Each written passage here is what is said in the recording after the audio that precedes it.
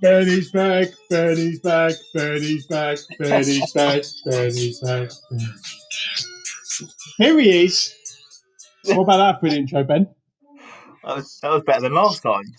What about that for an intro? He's back again. Ben Law is in the house, ladies and gentlemen. Welcome back to Thacker's Sunday Hangover with me, James Thacker. And it's the first repeat appearance from, admittedly, my two guests that I've had on so far. But yeah, Benny, welcome. Right. Welcome back. How are you? All right. Thank you for having me once again. Mate, it's an absolute pleasure. How, well, first of all, how's your day been? And secondly, what's been going on since we last spoke? I was trying to think actually how long it's been because it seems like it's gone quite quickly. Today's been all right. Better weather than we had last time. I remember banging on about how cold it was, but yeah, more of the same. To be honest, mate, I feel like more of the same since we last spoke. But yeah, it's been all right. How you been? Good lad. Yeah, no, not too bad. Been spending a bit of time with the missus, which is nice because that was fairly disrupted. Obviously, with she's living down in Stratford and I'm up in Bishop Stortford, so a bit difficult to see each other. So managing to see each other was really nice, and spent some time down there. And yeah, just cracking on, working hard. Been trying to keep ticking with the fitness and stuff to make sure that when rugby comes back on the 30th, that I'm not absolutely blowing. But yeah, otherwise, I've been enjoying the podcast. I've been getting really stuck into that, and I've obviously been enjoying making the episodes and all the feedback and speaking to people about it. It's been nice. So yeah, mate, it's been a good old month the last month, and yeah, like you say, it's been brightening up a bit. I went for a lovely run at the end of work today around the Olympic Park, so that was nice. Nice. Yeah, all positivo, mate. Positivo La Coruña. That's what we like to hear. Good stuff. What did you? We haven't really spoken about this. I know how much of a Last Chance You fan. Oh yeah. I'm nearly done, and I don't. Well, maybe we should issue a little spoiler alert. No, I'm a strict fan of a bit of a spoiler-free zone. I don't like to ruin it. It's one of them series that I think you know what you're going to get. Yeah. And I've been a bit of a fanboy since day one, really. And it's probably about time they brought out a new series because there was only so many times I could rewatch it all. Yeah. But yeah, no, it's good. I think the expectations are a bit lower because basketball out of football and basketball is my sport, but it's just nice to have something a bit different. Yeah, I felt like compared to the American football one, obviously because the squad is a lot smaller in basketball, I don't know, I felt like the players maybe dictated it a little bit more. So the coach wasn't as hard. I know the coach in it is a bit mental, like he goes hard, but he doesn't go as hard. I mean, especially that first guy from the first season of Last Shot You, the football. I mean, that guy was absolutely insane. But this time I thought he was a lot more measured, which meant that, I don't know, I feel like some of the kids, so that Joe, the big shoot, like the guy that should be playing Div 1, he definitely, I think, there's a couple of things that he did, like storming off court mid training session. Like some of those American football coaches are just not putting up with that. Like if you want to leave, then you're gone. Like, but he kept letting him come back. It's a bit of a different sport, isn't it? Because I think, like you say, there's a bit more characters. You've got a team of 5 lads or 11, or whatever the squad was, as opposed to 50 odd lads. So they get a bit more screen time and you see a bit more about them. But yeah, it's interesting for me in terms of sport because obviously me and you have played the sport all our lives, and for these kids, it's like the be all and end all. Whereas I've been lucky enough to like try my hand at any sport I wanted. Mum would take me there, or mum and dad drive me to football or rugby. And if it didn't quite work out, just sort of get on with it. Whereas for them, it's like if they're not playing sport to a good enough level, they're either on the streets or in jail or working like dead end jobs, sort of thing. So Yeah, I think yeah, well, I mean, it's largely due to the way that like society out in these places where they set up like where they film Last Chance U, the kind of areas that they film them from, like it is literally sport or nothing, and a lot of them say like if I wasn't here, I'd be in jail or well, going one of around them in was, wasn't gangs he? or I don't know if I've just spoiled that. what's that? I say one of them was. They all. That's it. It's Yeah, gang culture and everything. I'm not sure about the gang situation in Bishop Stortford, where we're from. It's particularly ripened. But yeah, for them, but it's pretty big deal, isn't it? So yeah, well, no, exactly, and I think as well it's largely due to the way that the university and college system is set up over there because it's so unbelievably expensive that if you don't get a scholarship, then you ain't going. yeah, So, and they, you can't just unless you're from a very wealthy family, you can't just afford to pay out for a university education. It's very, very difficult to. So for a lot of these guys, if they don't do it through basketball, then they're just not getting it. So it unlocks. That's why there's so much onus on it, and I guess that's the concept of the show. But yeah, it's fascinating. But I did enjoy it. I do think more than other sports, basketball, it's so good to make a movie out of. hmm Um, like that's why you've got like movies like Space Jam. Like that's why the Last Chance You, not Last Chance You, the Last Dance yeah. was so compelling to watch because basketball is such a romantic sport where That's what like that's what I was meant to it's be, just James. it That was is. what I was destined. That's what my parents met doing. They played National League. That's how they met. Oh, really? Oh, Yeah, that's class. we Didn't were a know that. basketball family. Dad's 6'4". Mum was like a shooting guard, a bit nippy on the court, so I hear. And then Love that. I was a bit of a whippet when I was younger, and then I didn't grow, and I got quite overweight, and then I had to hang up the basketball coach, really. And adopt the six studs. Yeah, yeah, and the scrum hat. That was unfortunately that was what I was destined for. Oh mate, I love it. Cool. I mean, we can talk about this all day, but yeah, probably good to get onto the topic of today's podcast. hmm So, one thing that I've noticed, especially since lockdown and the real kind of surge in activity, and social media has been growing for a long time, and the activity on there.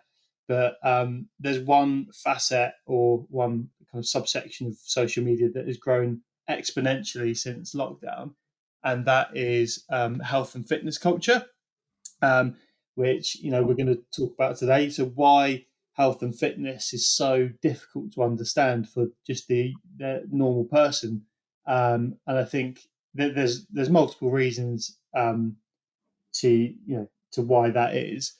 Um, I suppose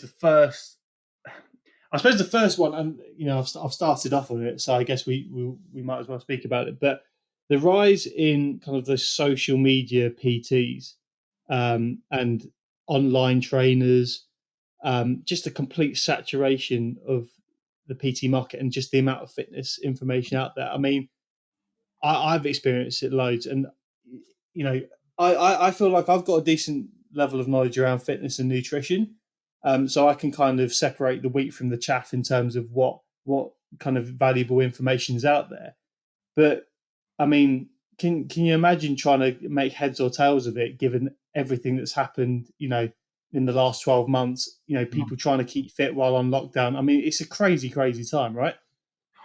Yeah, I think it's another one of those things of what angle now is it are people coming from? I think you see a lot of say these fitness accounts. If you were to search say Instagram for example of fitness accounts, it's everyone really has a separate account for fitness, and then due to the nature of Instagram, it's if there's a bit of traffic or um, a bit of activity on that page, then it just sort of seems to progress the same with every single one. I mean, I liked it personally. I even at one point in the first lockdown made a bit of a fitness account just to track and keep motivated, I guess. So, Yeah. but then there's the issue with it's now aspiring PTs or those that are either leading or misleading others, which I think is the little bit of an issue. Again, with like you say, the saturation of the personal training market, really. Yeah, it's just there's such an abundance of information out there, and I think a slight issue is that a lot of people are pushing their own, what's worked for them. So there are various fad diets. There are various messages that can overcomplicate fitness and nutrition and what people are told. Getting way down into the macros in terms of you must eat XYZ amounts of protein and fruit and fiber a day, but don't eat any carbs or don't eat any sugar, or XYZ food's going to lead to more weight gain.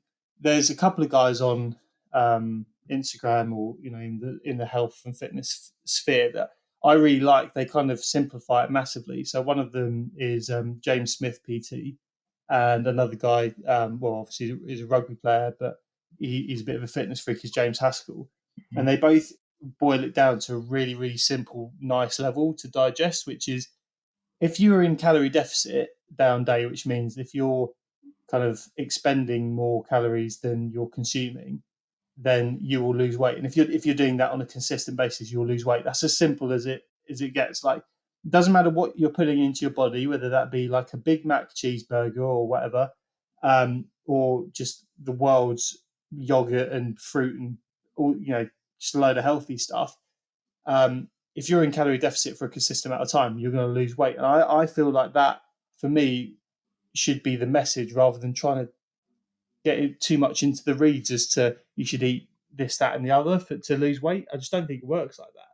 Yeah, I think everyone has different wants, different needs. I think you've got people lactose intolerant, you've got people that are allergic to something. I think it's like you say about tips and tricks of what's worked for some people. Our diets are all very different, and I think if everyone could just sit and eat chicken, rice, and broccoli, then I'm sure that it would be a much simpler place. But unfortunately, we don't live in that kind of world, and there is a lot of, I guess, fast food. It's like fast anything. I was going to say it's about the whole PT thing. Everything is fast fashion, fast fitness, fast food. Everything's it's It's like the sped up get for fit us. quick schemes, right? They're trying to give this image that it's like this the get fit quick, and I feel like every PT online, I don't not every PT, but a lot of them now are basically measuring on how quickly they can get people to an aesthetic that they want. Yeah.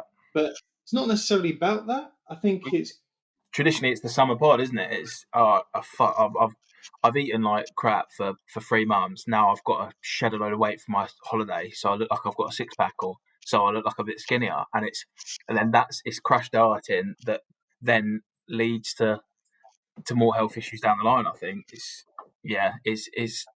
on the surface. I think this goes into, again, I'm not an expert and I don't know the ins and out of anatomy or yeah, um, of the muscular system. Even there's still stuff I don't know, and corners I probably cut in my fitness. But like I say, it is this whole idea of, on the surface, can you look all right for a picture whilst you're out in Marbs with a cocktail in your hand? And I think too many people want that. Too many people want a quick fix, and that's why you see 3 week booty blast on Instagram, or you see I don't know what another one, shred city or something. Do you know what I mean? A get fit quick thing that's just basically almost either starving yourself or overworking yourself to get quick results, but in total you're not actually getting much healthier for it.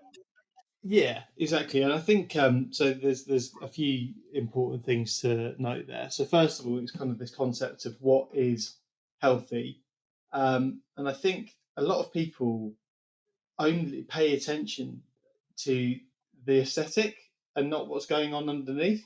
I Mm-hmm. think everyone seems to forget that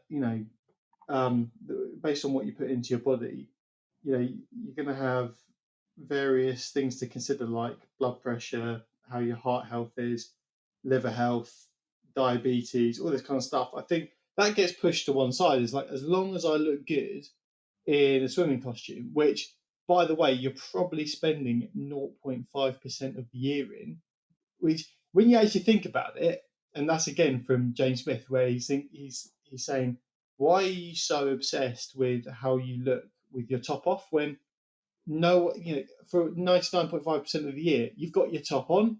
Mm-hmm. Like, and also when it comes to, so I know that men in particular, and I've always been slightly obsessed with how my rig looks in terms of my belly.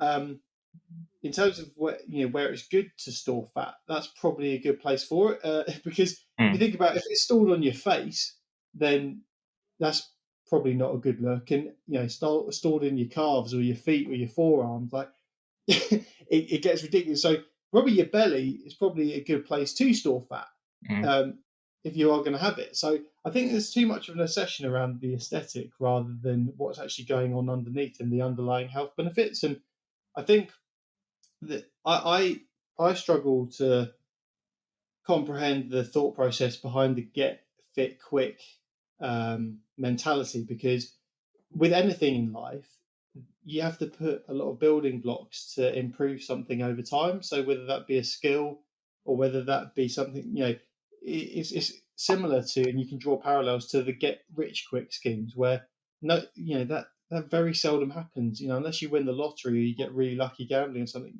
Get rich quick schemes, again, they don't work. These things happen over time, and you need to have patience, and you need to invest time and effort into it over a prolonged period of time. If you don't do that, then it's unlikely that you're going to reap the rewards in a long-term basis. Yeah, it's I think as well with the fitness industry, I think it's a validation thing, it's a trend thing, it's a money maker.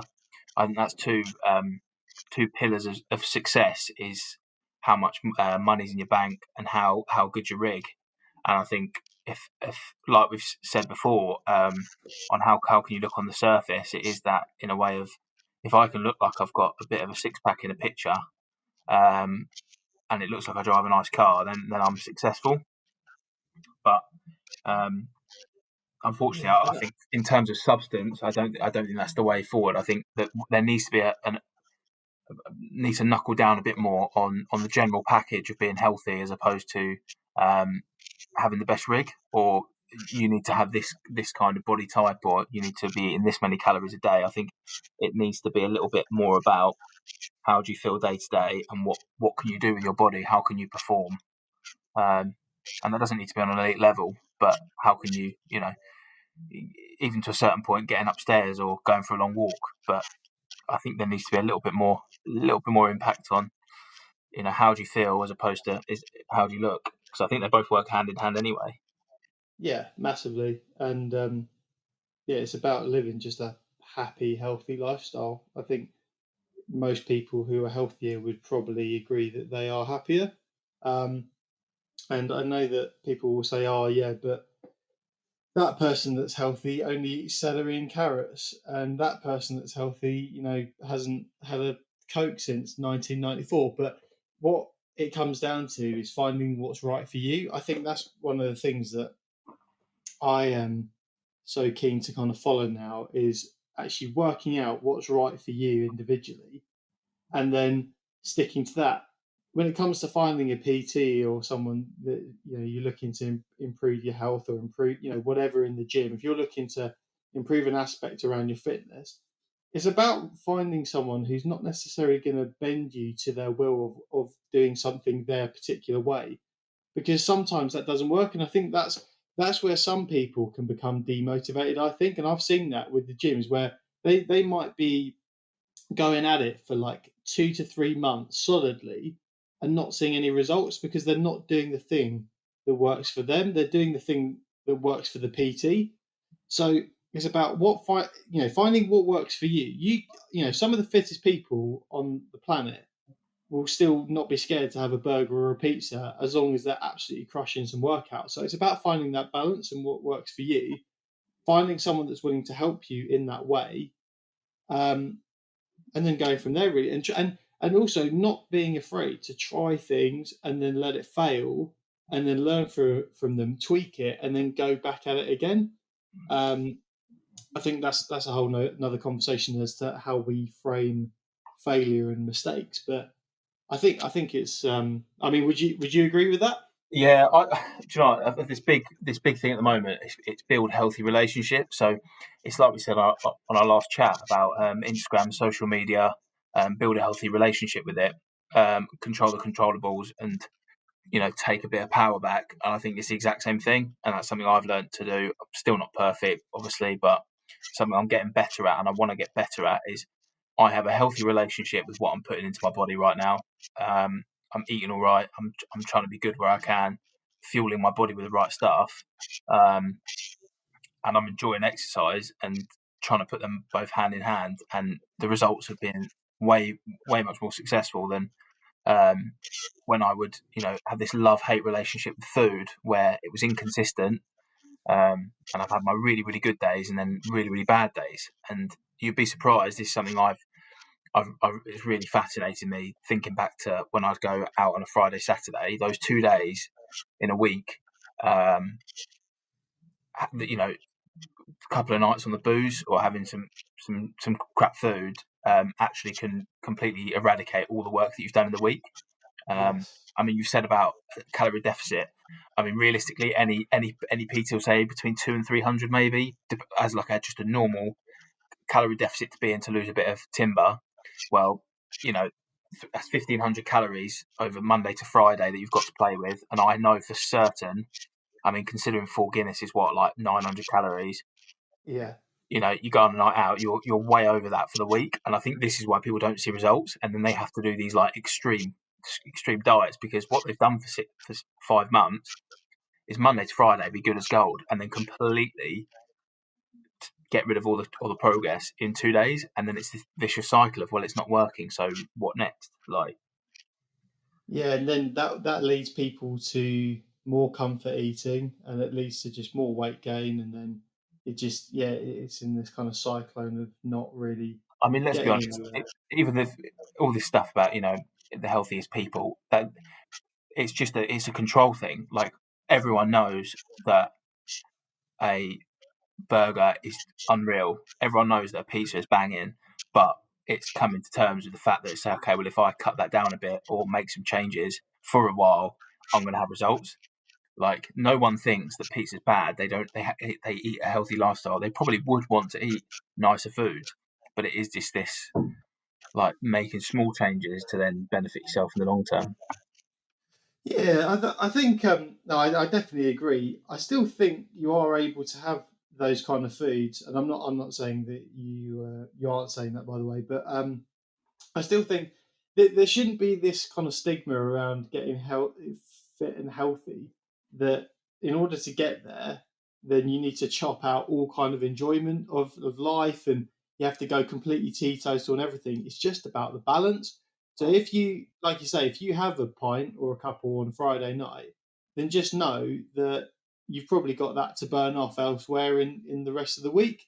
Or if you're having a pizza, then maybe offset that with having slightly smaller other meals at other points in the day. Mm. It's just about having the knowledge to know what each food is doing to your body. And I think you've hit the nail on the head with knowledge of what they're eating. Again, I'm finding out every day now. I mean, you can use these apps. You say about James Smith. He's got his what is this, like, calorie calculator. You've got MyFitnessPal, which is a decent little tool that's free, that you can get a decent idea of what you're eating. Because the amount of times I've put in a meal where I'm thinking, okay, it's a bit of this, bit of that, and it comes out to 600, 700 calories, and you're thinking, I didn't think that.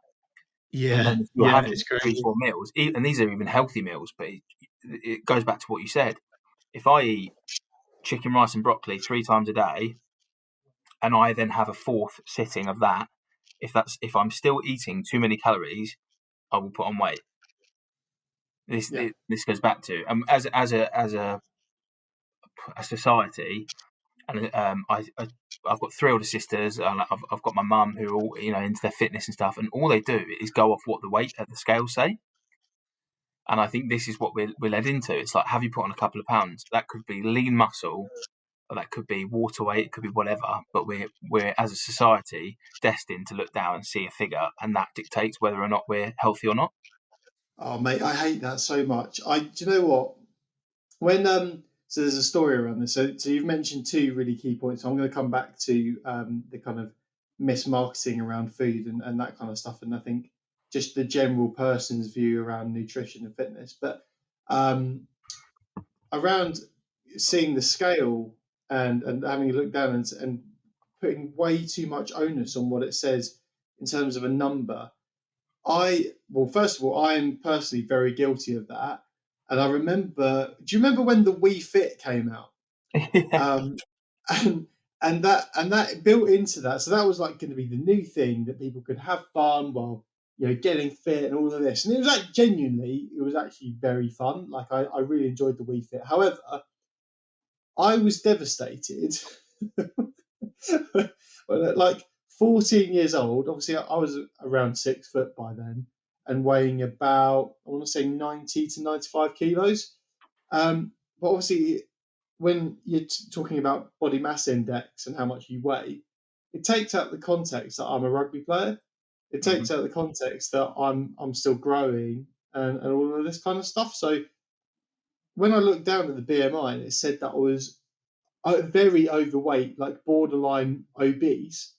Imagine that for like a 14-year-old to see and not to have, a massive complex around body dysmorphia and all this kind of stuff. Because I'm looking at my brothers who, Tom was an absolute stick all of his life. He still is very thin. So he was like perfect weight, ideal.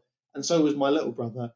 And there's me thinking I do all the exercise under the sun. I, do what do what I need to do, eat healthy. I don't eat a lot of junk food, all of this kind of stuff.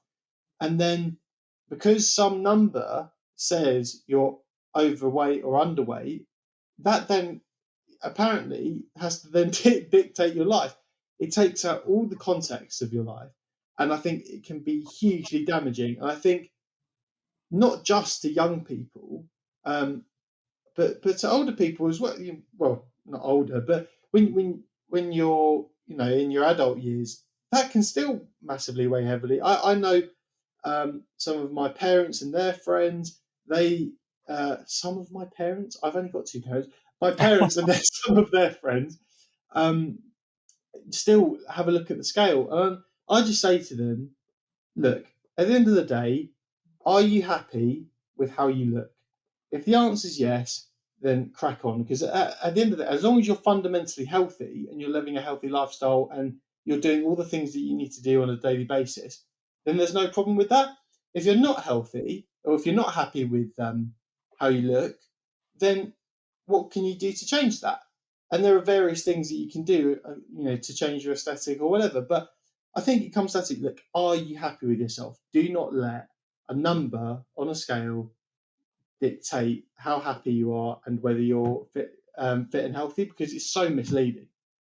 Yeah, 100%. And again, everyone's different. Everyone's, body mass index or everyone's build and genetic makeup is different. But this is the generalization. This is like you say, you had it at 14 through a device that's a game, like a games console. And I think younger people and people that are unaware or trying to get into fitness are so misinformed at every corner because they're not given the fundamentals to or the foundations to do it right. I feel like it's just so overcomplicated, and again, this is like this misinformation, and it's quick fix, and what's going to get you where you want quickly and easily, and it's not an easy thing.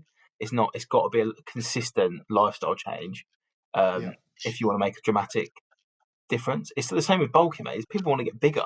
I know people on the other end of the spectrum that, like you say, are a bit skinnier and go and they hate it. And it's not all about, you know, it's about body positivity. It goes all ends of the spectrum. You say you've got skinny mates that are desperate. They're eating 4,000 calories a day, 5,000 calories a day, and can't put on weight. It's the same thing.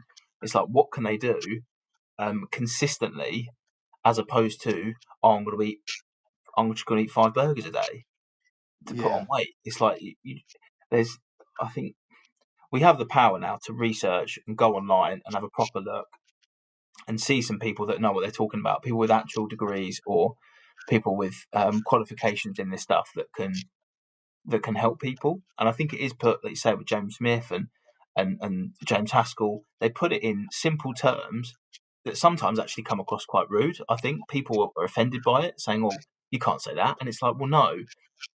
The long and short of it is, you need to be in a slight calorie deficit for a long time. Try and have a look at what you're eating, move about a bit, and that can be anything you want to do. It doesn't have to be 6 gym sessions a week. If you want to go play tennis or ride a bike, it's just the consistency and not having these times where you fall off and basically put yourself back at square one.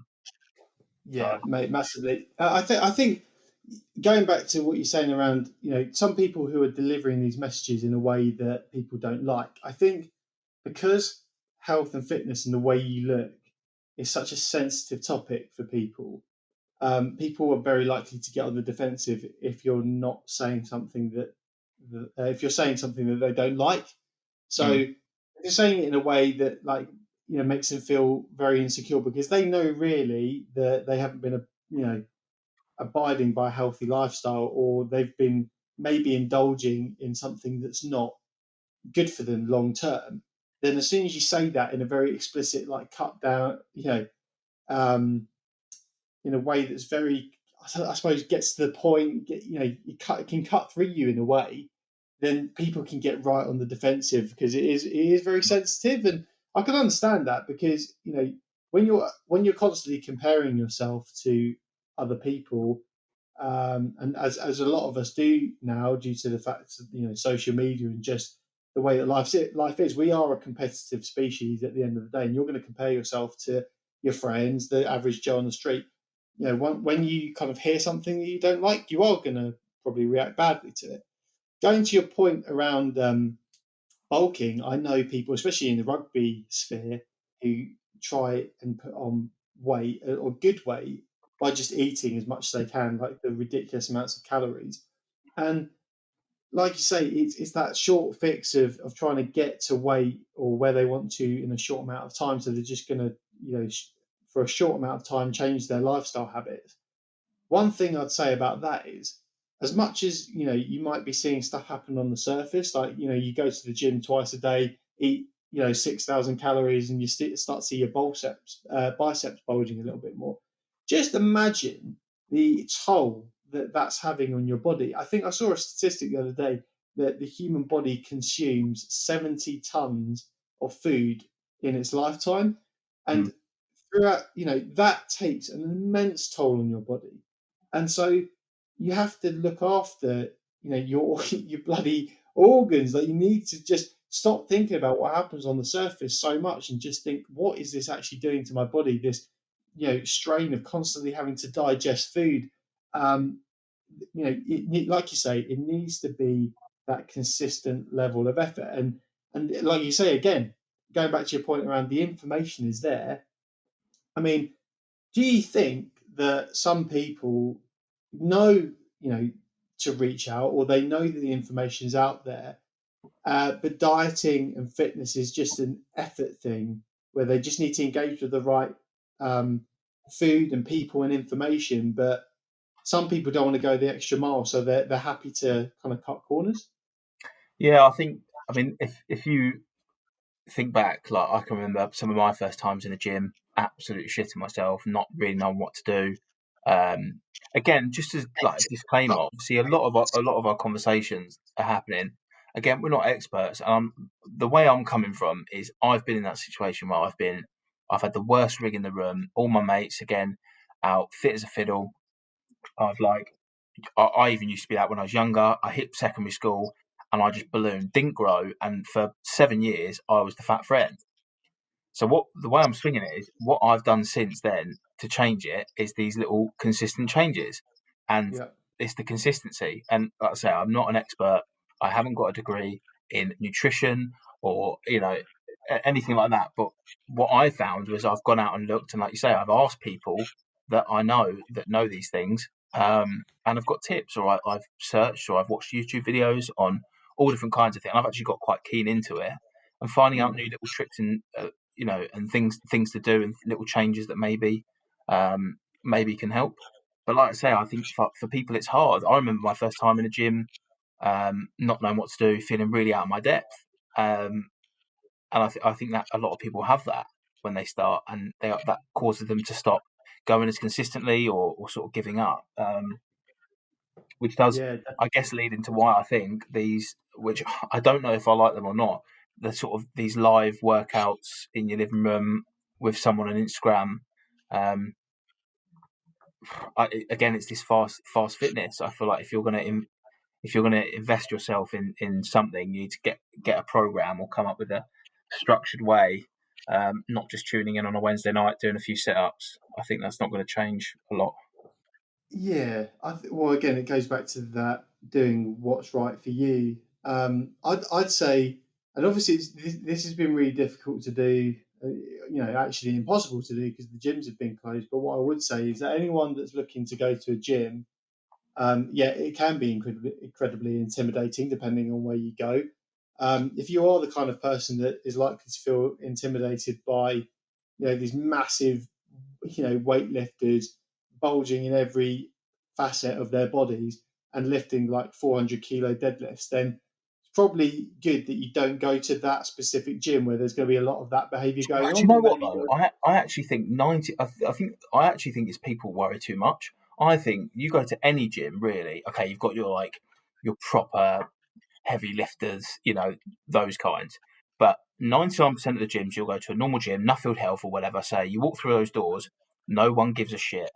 No one Oh cares. yeah, No one's looking at. And if they are, then they're a bell end.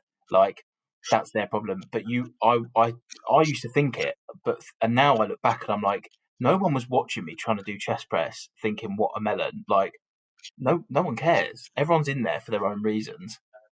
yeah. And like I say, if that 1% are gonna snigger or laugh at you, or then that's their problem.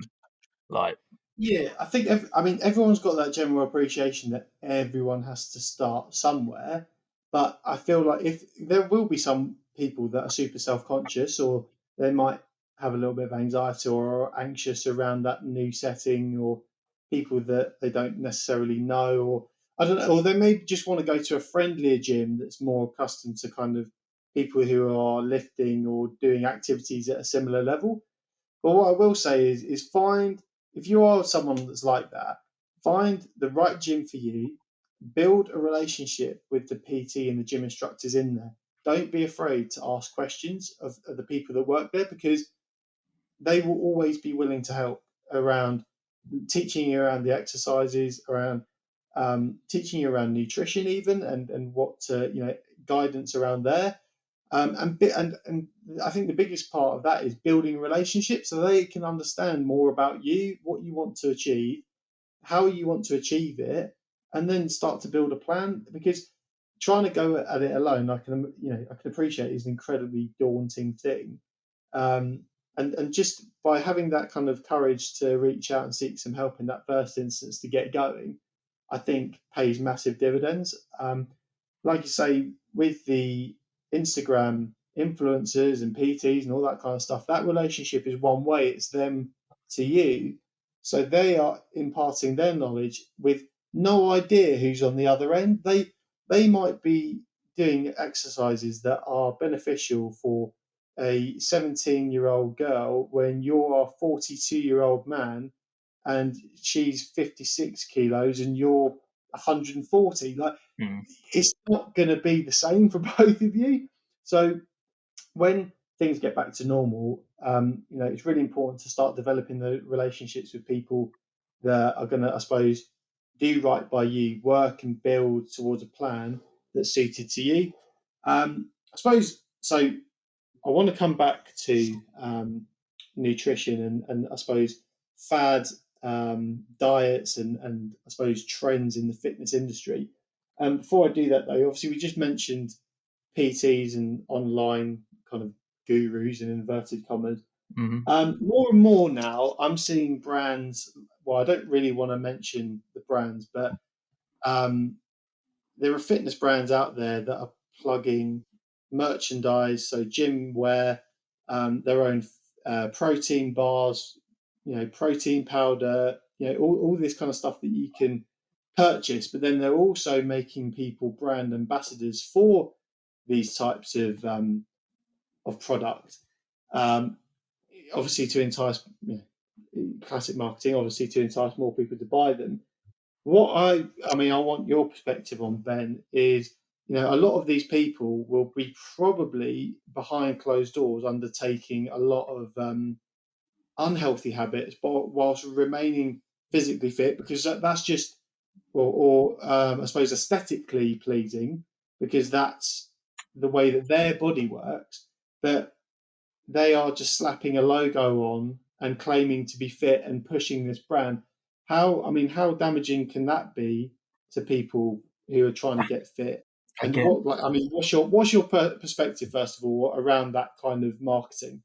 I think again it all comes back to influence and influencers on, and that's not just your typical influencer. I mean, it's someone who has anything to do with this kind of thing. Sports people alike. But yeah, I think where it's got a bit funny for me is that the people who are promoting this stuff um, can have. I mean, we said this before, didn't we, about editing pictures? We talk about Instagram and social media and this face that you have online, this lifestyle you have. When these people who are followed by lots of people, normal people that want to live this life or want a bit of it, that want to be able to go out and enjoy themselves and want to go for dinners every night, like they're seeing these influencers do, and party and drink, and rarely see them in the gym because that's not what they're doing a lot of the time. And then they're coming out with this magical gummy that they're taking that's causing them to stay in shape. And I feel that is so misleading. Because I mean, recently, I was a guy who went through it. People getting caught out because they don't know what's in it, and they're just promoting it. They've been paid to promote it, which, again, to a certain degree, can you blame them if a company's asked them to do it? But again, behind closed doors, they might have a very unhealthy diet. Well, that's a good question. Can you blame them? Like, can you blame someone that if they don't do their research about a particular product, but they're pushing it, especially if you've got a following and Mm, you know that your following is going to be very. I mean, at the end of the day, that's why people take brand deals. It's to get. It's an earner for them because yeah, they know that their audience is going to potentially be a target audience for the brand that they're representing. So, can you? I suppose, hold those people accountable. Obviously, it's not their product, and they can only kind of speak to their experience of the product if they are genuinely taking it. But at the same time, if I suppose if the credibility of the organisation that they're working for is being called into account, yet they still choose to work for them, then how much can you hold them accountable for it? but again, it's what is a famous person now? What is a celebrity? What is a role model? Because I feel like it's very murky water. Like it's very unclear to me now what what impact do they actually have? What are they there to do apart from um, look a certain way or look as if they're living a life and completely mislead people into doing what these brands are telling? It is just like a forefront, isn't it? It's like a face to who is known by people, who is appreciated by people that can say whatever they like. And often there will be times where they'll get called out, and this gummy that they've taken, they have no idea what it does, or um, people are calling them out, and there's no repercussions. They're allowed to Yeah, just take the brand deal and get paid for it, and that's it. And I say I can't blame someone if a company was to come up to me and say would I like to promote these. Um, I find it very hard to say no, like in the grand scheme of things. Um, but yeah, this is I what I get think that. it all comes into these regular people, which me and you are, but obviously are a little bit more clued on. Lots of people that want to get into fitness, lots of people that feel really crap about themselves, lots of people that over lockdown have had no gym and want to really get into it, but are really nervous and don't know what to do, or are really, really desperate because they might get a summer holiday now to get fit. And the first thing they do before talking to friends, before researching online, is they go onto Instagram and they've just seen this person has been on this 2 week tea blast thing, whatever, and they've caused them to lose all this weight, and they're glowing, and not only is they haven't taken the product, the picture's edited or XYZ, and this is what misleads people, and it causes them to then find these shortcuts, and still remain to have such an unhealthy relationship with what they're eating and what their lifestyle is. Yeah, I mate, completely agree. I suppose the overarching conclusion that I find myself taking then from that is, if you do see an influencer that is pushing, they have to, and I'm really glad that this has been a progression in the last, I think, 2 years, is where influencers, inverted commas, have to state when something is sponsored or it's an ad or they're being paid for something. I think that's fantastic. I mean, still probably not far enough in terms of holding people accountable, but I really like the fact that people can now say, okay, well, they're being paid to push that product to me. It gives people more information. And I like that. I think information is key. Take the posts and the things you see on social media with a pinch of salt. I mean, obviously, it goes back to what we were talking about on the first podcast, Ben. But Mm-hmm. when you're seeing that person pushing a certain product, take it with a pinch of salt. Do your own research around what that product is, what it does, to a scientific level, and then after you've informed yourself, make the informed decision whether to purchase that product or not. Because at the end of the day, and I hate to say it, but being brutally honest, that person, that influencer, doesn't care about you as an individual. They care about their brand, their own personal brand. They care about pushing a product that may or may not be influential. So you be the person to look after you. And to be honest, I've probably been guilty of that in the past, where I've seen rugby players advertise Maxi Muscle, and I've bought something based on that because I'm thinking, I'm a rugby player.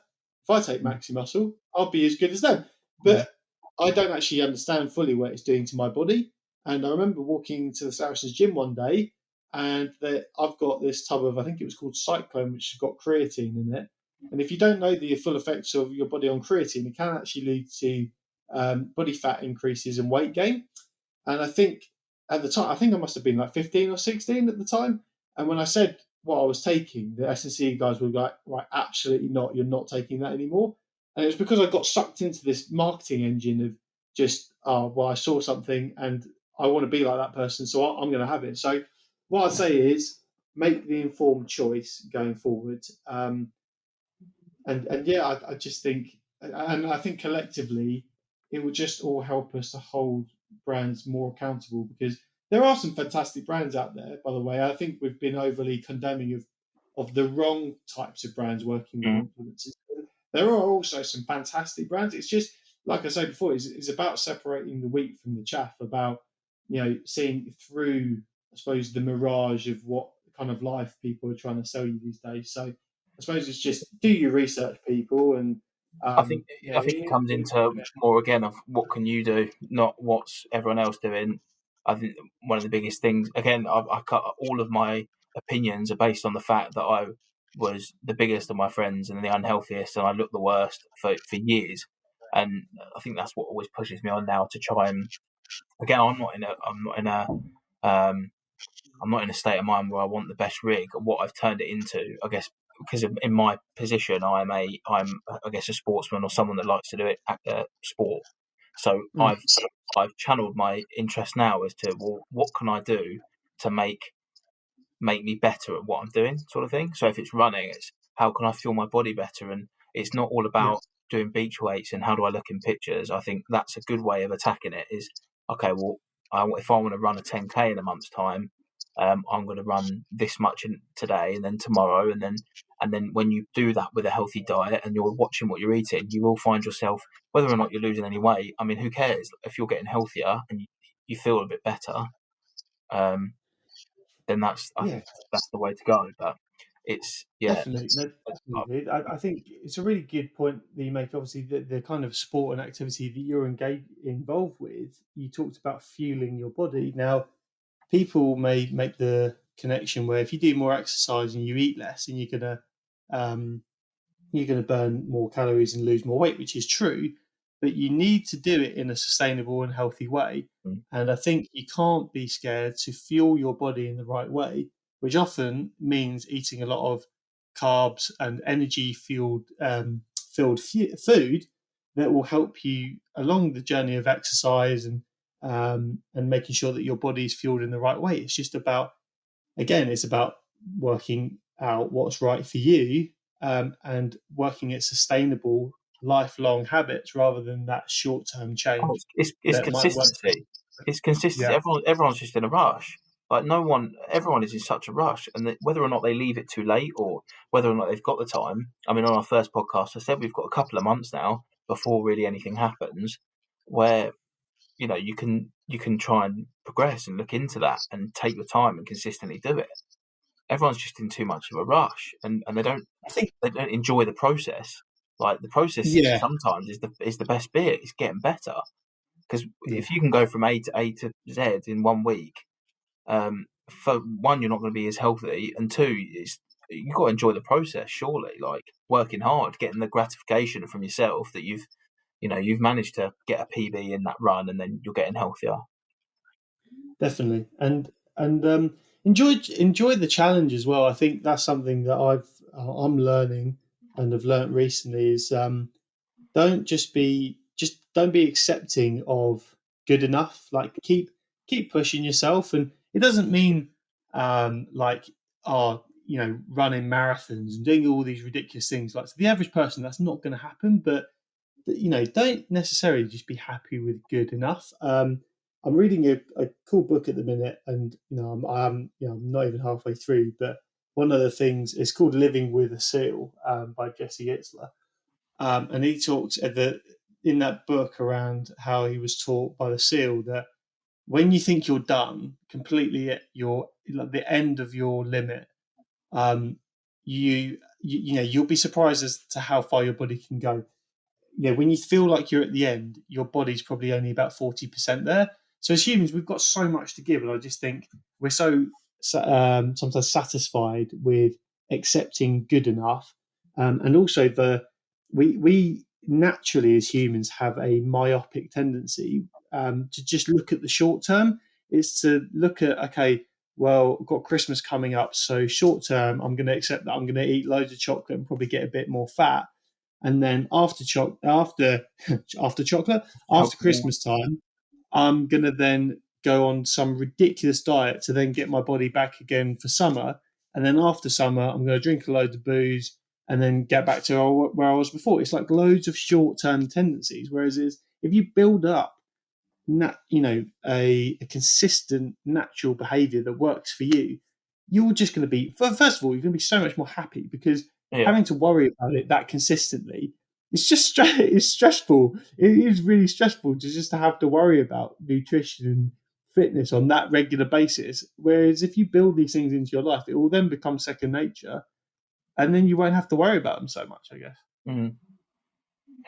But then again, that is just my opinion. Like you say, we are not the experts, but what I would recommend everyone to do, if you are looking to get started on your fitness journey, and I still would bleed dry any kind of PT or S&C coach, strength and conditioning, or gym, I suppose gym instructor, for all their knowledge and everything that they've learned, because there will be stuff that will be able to help you. It's just about developing those relationships. Yeah, I Um, think find what you enjoy. Like you, yeah, you see these documentaries. You go to Hawaii, and there's a 45-year-old bloke who's been surfing his whole life. He's never picked up a weight. He's never done a metcon.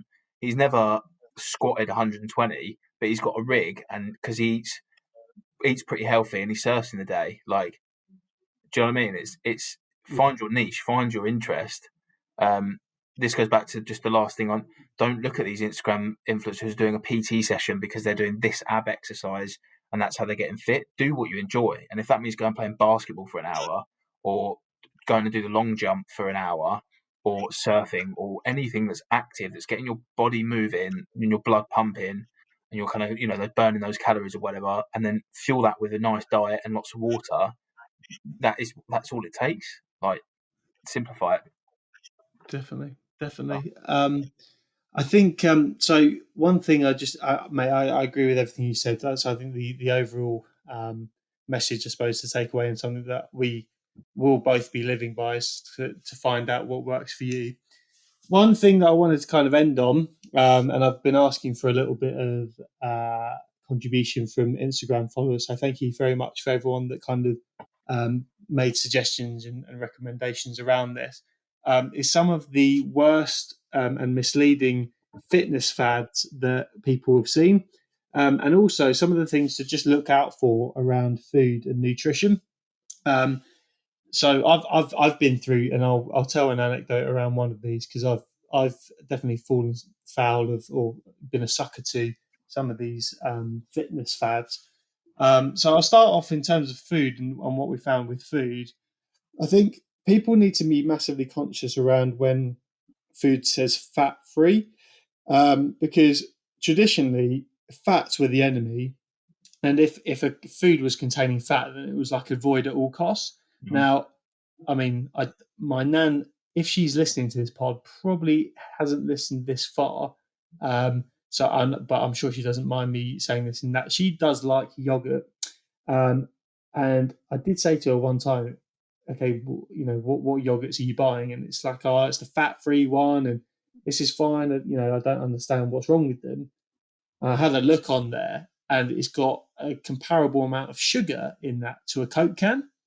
So just because something says fat-free on it does not mean that it's necessarily good for you. And I think that's, again, it's a way that the marketers get you at these companies, where they'll make something out to be that it's not.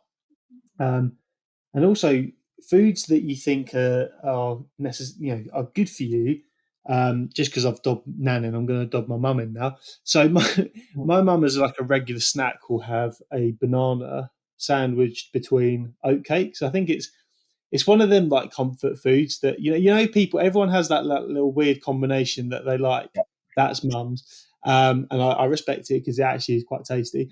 But if you think so, breaking that down, I mean, Ben, you'll know, like, oats, carbohydrates, banana, carbohydrates. But when you're thinking about it just as someone who's got like a baseline level of nutrition, who's just looking at it from like face value, oats usually poses a really good thing. They're, the thing that you see in your breakfast, and they're really the hearty meal, and they're good for you, and they're good for the gut, and all this kind of stuff. And banana is a fruit, but putting them together and actually, understanding what they're doing to your body, they're not necessarily that good for you, because it's all carbohydrate. It's all stuff that if you don't burn it off, then it could potentially lead to weight gain. So it is. I think it's important, and I think a lot of these little oatcake company, I think Nan's is one that's traditionally misleading around having quite a green, healthy image, when just do a little bit of digging beneath the surface, and you'll see actually it's not everything it says it is. So I think it's just reminding yourself not to fall foul when you see things like fat free, and not necessarily accepting everything at face value. Mm-hmm. No added sugar.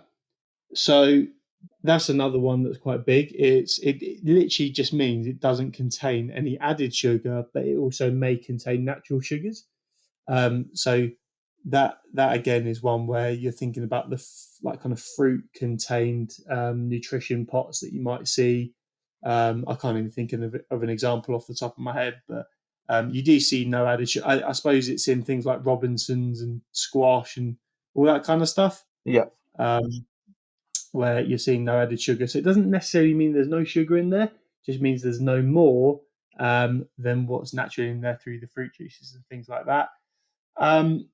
Sugar free doesn't mean it's good for you. It can still have kind of high values in other things, that like sodium and things that are not necessarily good for the body. I'm very guilty of this. I don't know about you, Ben.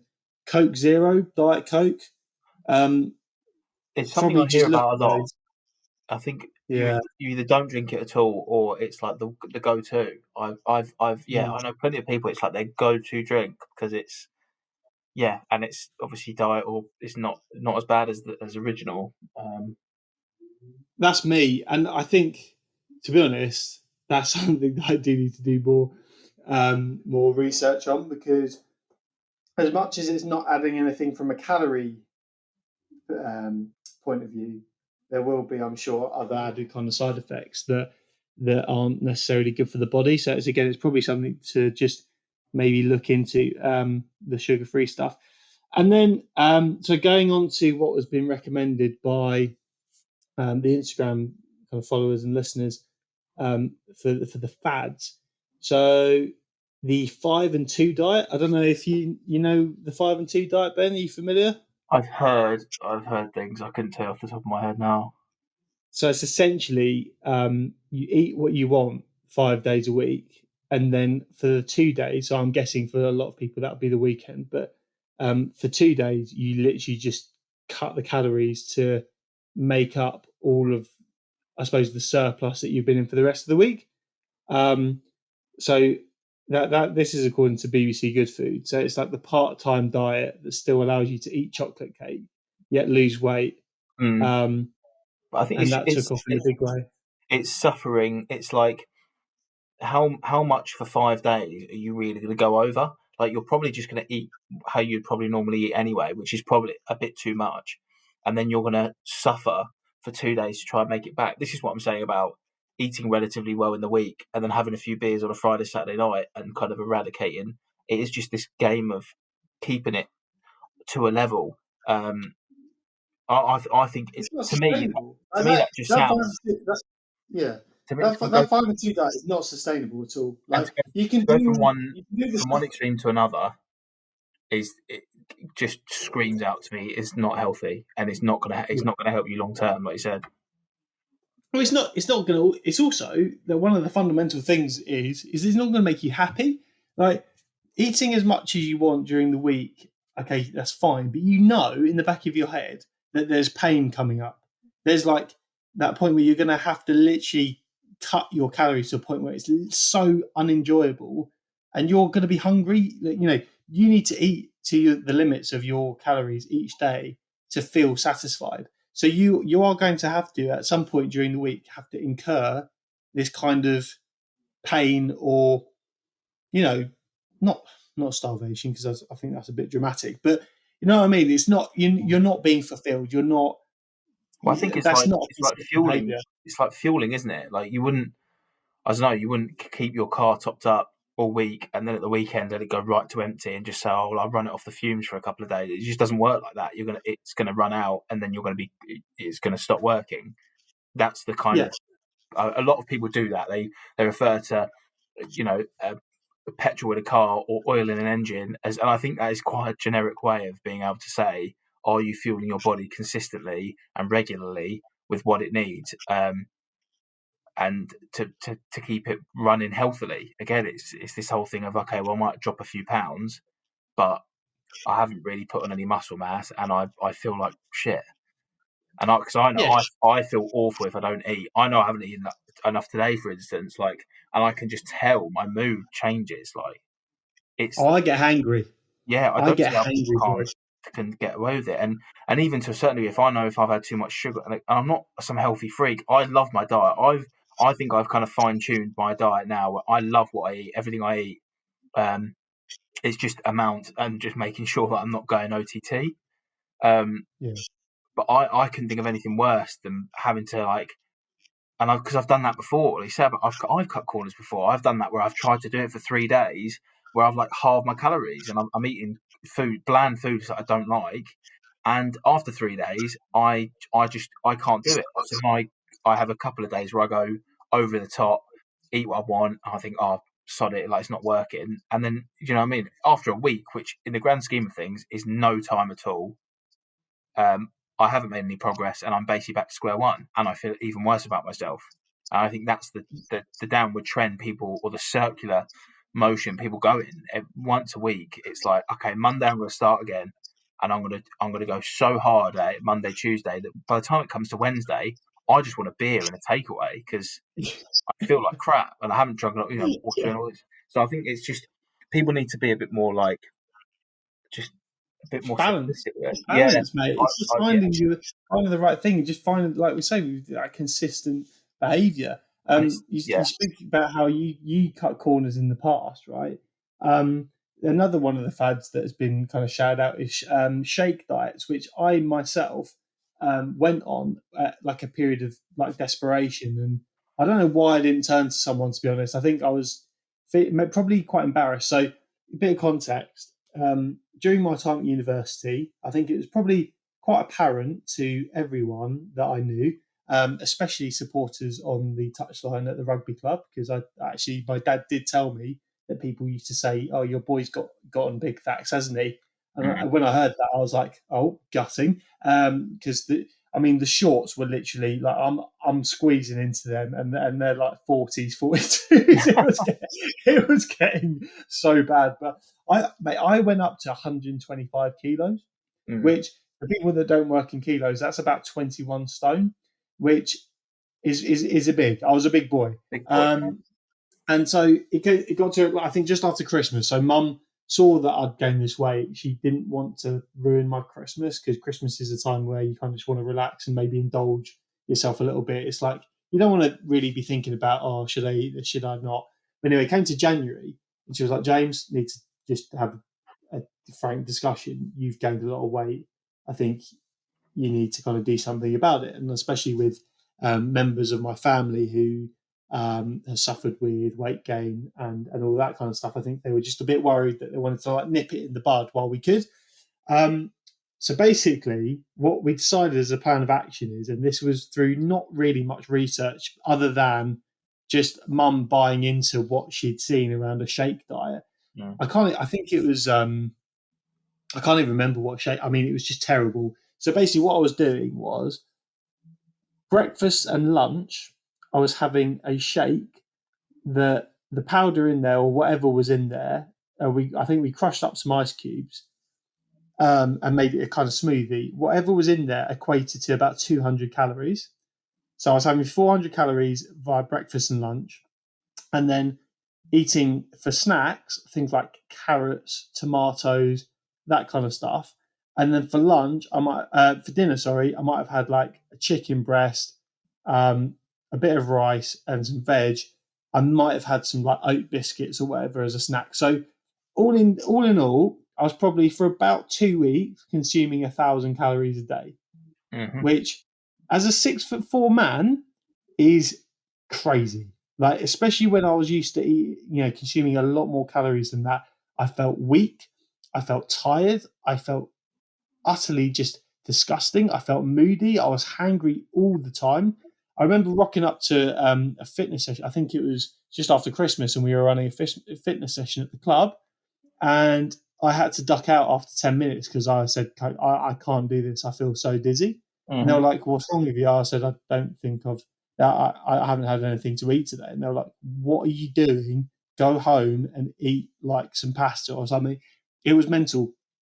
I lost 10 kilos in about 2.5 weeks, which is a lot of weight, but not sustainable. So pretty much I lost that weight, and I was like, okay, 115 kilos is a good weight, I guess, according to the scale. I have to say, I still wasn't really that happy with how I looked, but I knew that 115 was a lot better than 125. So then I went back into my old habits. So I was like, okay, well, I now have some like room for maneuver. I'll just slip back into my like normal nutrition, what I was doing before. And I gained weight again. I went up to 120. I'm now like currently, because of like diet change and just lifestyle change, I'm floating around the 110, but that's like a healthy 110, and I'm happy with the way I look now. So I'm a lot happier now. But during that time, I think it was about 2 or 3 years ago, I was just miserable, mate. It was just miserable time. And I suppose the learning from that is do your research if you're going to embark on a diet plan. Speak to people that can actually help you. I should have engaged my strength and conditioning coaches. I should have asked for help. And as mum, I don't blame mum at all for putting me on that shit, because all she was doing, she's seeing her son balloon in weight. She wanted to do something to help, and she did it the only way that she knew how. And I will always appreciate my mum for doing that. But it just didn't work. It wouldn't work for anyone. That's just like madness, that diet. But I suppose it's just do your research, do what works for you. But it was a mad old story. there's a structured way to do anything in life. I think, and you can put it down to like a step by step goal. And I think the main thing you just got to do is find what you enjoy doing. And if that's again, I don't know, paddle boarding or running, or find something you like doing that's active. You've got to move about. Like, you can realistically, in terms of diet and everything, if you cutting calories, and if you're not that active, or some people can't, go out and exercise an hour a day because they're working, or you've just got to try and find a way, or just do your research, search for what kind of position you're in. Okay, well, I'm working 14 hours a day behind a desk. Type that in on YouTube. There'll be someone out there that goes, "Here's my little trick of what I do," and you can get tips and tricks from it. I think everyone's different in their in their situation, and but I think there are still a lot of people that are in similar, people that you don't know that will have put a YouTube video up that says about their life and how they deal with their situation, and suddenly you go, oh, actually that could work if I did that an hour a day. Yeah. You just got to try and find what you enjoy it. Like Enjoy the process, like you say. Like you said, it. Enjoy that process. Enjoy trying things, and if it doesn't, work out, find another way. and Like do you know be what? impatient. And we have said about these Instagram things. I think I would be contradicting myself if we said all this stuff about, oh, everyone's just being a PT on Insta. And I think, well, it goes back to the whole thing on social media. I don't have to follow it. There could be 50 million people in this country with a fitness account. I don't need to follow them. And then if it's getting 50 million people moving about in their own way, then more to them. And if they're not qualified, or if they're a PT in training, then that's what they got to do. But I think the message I'd say from that is, try and maybe to, instead of initially taking everything from these people that maybe aren't quite as qualified, maybe try and go someone who is first, and then start from there, and try and do it that way. Agreed. And I think, to be honest, I couldn't have surmised that any better myself. So I think, mate, you know what? I think we went down the rabbit hole and back again there. I really enjoyed that. It's something that I know that we both take interest in, and hopefully that's been of use to people. So obviously, Ben said during the podcast, both of us are not fitness experts. We don't hold any qualifications, but I've definitely been through fitness experiences and had I suppose wisdom passed down to me via S&C coaches and that kind of stuff. And I think it's something that we both take very seriously. I think all in all, going forward, I think it's just about so first of all, doing what's right for you, working with someone, a fitness professional that's willing to build a plan around you and what works for you and stick to that, engaging with the right type of material on social media and treating it with, I suppose, with a pinch of salt, and doing what makes you happy at the end of the day, what makes you truly happy rather than just happy in the short run. And I think at the end of the day, if you stick to those things, then you can't go too far wrong. One thing before we wrap up, I wanted to shout out something that's really cool that I found. The charity Looseheads are an organisation that are really, I suppose, focused on improving mental health, specifically men's mental health, but everyone's mental health. And they have a specific focus around rugby. And I know that they release a clothing brand that has a pair of rugby sticks on the brand to help raise money to fund mental health work and improving people's mental health and kind of raising awareness.